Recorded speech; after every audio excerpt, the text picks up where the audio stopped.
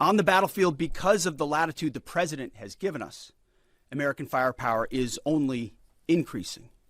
Iran's decreasing. We have more and more options, and they have less.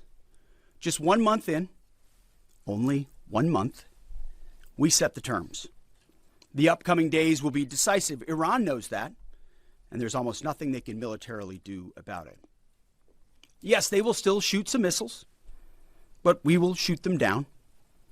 Of note, the last 24 hours saw the lowest number of enemy missiles and drones fired by Iran. They will go underground, but we will find them.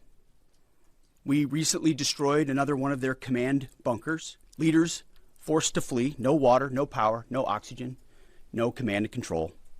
Their faith in their caves diminishing.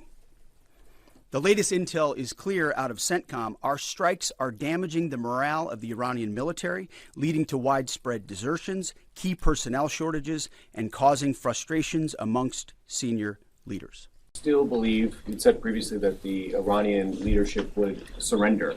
Do you still believe that?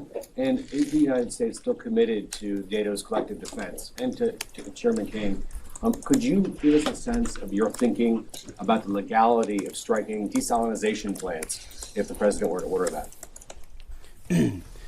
I will just say that any mission that ends on our terms, you want to call it a surrender, call it a defeat, call it what you want, we remain committed to a conflict that ends on our terms and the president's terms. There's no doubt about that.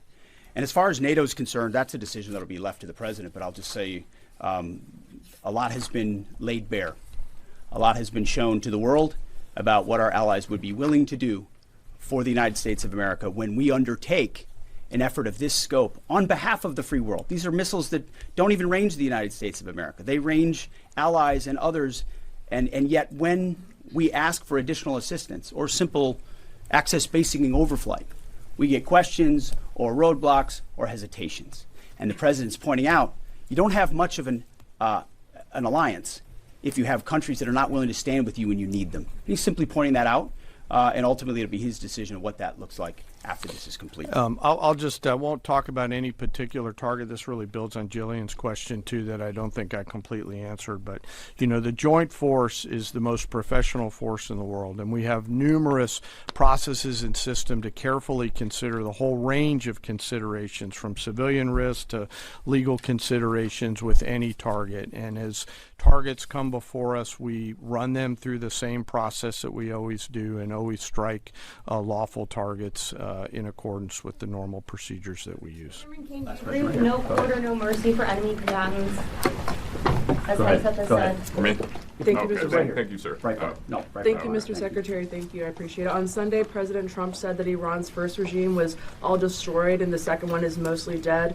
And the third regime that we're on right now has been much more reasonable in negotiations. Do you agree with that assessment, and why? I would defer to the negotiating team there. They're the ones talking to him, but they're getting a back and forth on terms, which is a productive development. We stand right there next to our negotiating team, always willing and prepared to put them in an even better position. Then like, share and subscribe to Mirror Now.